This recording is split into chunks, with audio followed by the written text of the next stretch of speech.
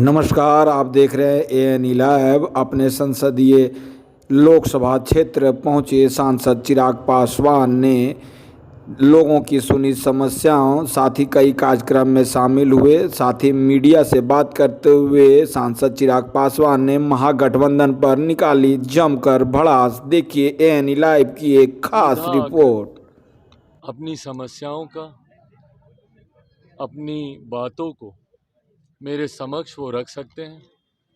जो भी समस्या होगी तुरंत फौरी तौर पर उसका समाधान करने का प्रयास किया जाएगा। प्रशासनिक स्तर पर हो, राज्य सरकार के स्तर पर हो, या जो भी समस्या हो उसका हम लोग प्रयास करेंगे कि उसका जल्द से जल्द उसका समाधान हो। 19 विधानसभा में वहाँ पे चुनाव है, उसको लेकर भी हम लोगों ने चर्चा की।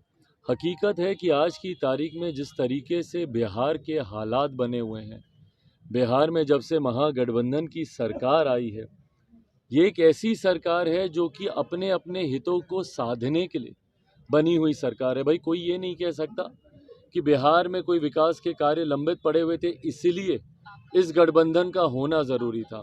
हकीकत है कि एक मुख्यमंत्री जो मुख्यमंत्री की कुर्सी पे बने रहना चाहते थे और डर था, उनको भय था कि संभवतः भारतीय जनता पार्टी कहीं कोई अपने नेता को उनकी जगह मुख्यमंत्री ना बना दे, इस डर से वो भागे हैं।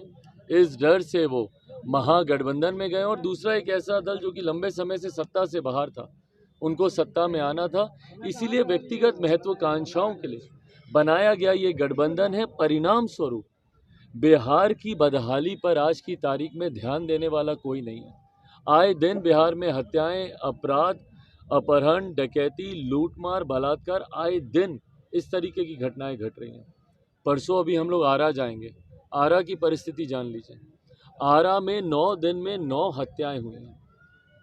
ये 9 हत्याएं मतलब चिंता इसलिए और ज़्यादा बढ़ जाती है कि वहाँ के डीएम तक, जिला अधिकारी तक को ये लिखित रूप में देना पड़ा, निर्देशित करना पड़ा है अपने अधिकारियों को वहाँ की गिरती कानून व्यवस्था को लेकर। और ऐसे में हमारे मुख्यमंत्री जो प्रदेश के गृह मंत्री है, खामोश है। भाई, मोकामा की जीत कोई भी महागठबंधन का दल या महागठबंधन का नेता डंके की चोट पे नहीं कह सकता कि ये उस दल की जीत है या ये उस नेता की जीत है। ये एक व्यक्ति विशेष की जीत है। मोकामा में अनंत सिंह जी का एक अपना प्रभाव है और वो निर्दलीय रहकर भी बड़ी बड़ी शक्तियों के सामने चुनाव लड़कर वो जीतते रहे।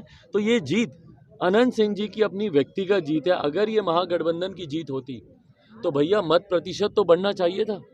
2020 के चुनाव में भी महागठबंधन को 78,000 वोट आया था, और वो भी तब जब उस वक्त नीतीश जी साथ में नहीं थे। और इस बार जो उपचुनाव हुए हैं इसमें भी महज 79,000, मतलब महज 700-800 वोट इनके बढ़े हैं।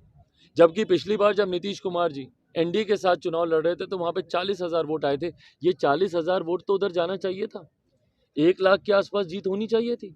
भाई, 1 लाख नहीं भी होता, 90 ही हज़ार होता, 85,000 होता, 2,000 4,000 कुछ वोट तो होता नीतीश कुमार जी का जो उधर जाता। तो ऐसे में बिहार की जनता ने और मोकामा ने कहीं ना कहीं ये दर्पण तो दिखाई दिया कि मुख्यमंत्री नीतीश कुमार जी अपना जनाधार खो चुके हैं। उनके पास अब कोई वोट बचा नहीं है। इसीलिए ये मेरे विश्वास को बढ़ाता है कि कुर्नी में हम लोग की जीत और ज़्यादा बड़ी होगी, क्योंकि इस बार उपचुनाव में महागठबंधन की तरफ से जनता दल यूनाइटेड ही आ रही है। और ये जनता दल यूनाइटेड वही पार्टी है जिसके राष्ट्रीय अध्यक्ष को चिराग कुमार पासवान से डर लगता है। ये वही पार्टी है जो बार बार चिराग मॉडल का जिक्र करते हैं और गिनाते भुनाते बताते नहीं थकते हैं कि भैया चिराग मॉडल की वजह से हम लोग हार गए थे, चिराग मॉडल की वजह से हम लोग हार गए थे। तो भैया, जिस चिराग ने आपको अकेले रहकर 2020 के चुनाव में तीसरे नंबर की पार्टी बना दिया, आधे से ज़्यादा आपके प्रत्याशी चुनाव हार गए, तो ऐसे में तो इस बार एक उपचुनाव ही है और इस बार तो चिराग पासवान भारतीय जनता पार्टी के साथ है।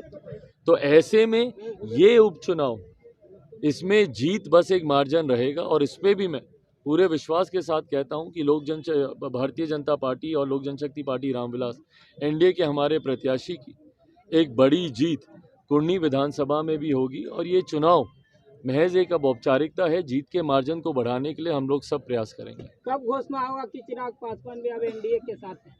भाई बहुत जल्दी इसकी भी औपचारिक घोषणा, अभी तो हम लोगों ने इस बात की घोषणा हम लोगों ने करी दी है। मेरी पिछले दिनों एक लंबी मुलाकात भारत के गृह मंत्री आदरणीय अमित शाह जी के साथ हुई। विभिन्न विषयों पर उस दिन चर्चा हुई, लंबी मुलाकात थी। उसमें एक बात तो स्पष्ट हो गई कि जितने उपचुनाव हैं उसमें लोक जनशक्ति पार्टी रामविलास भारतीय जनता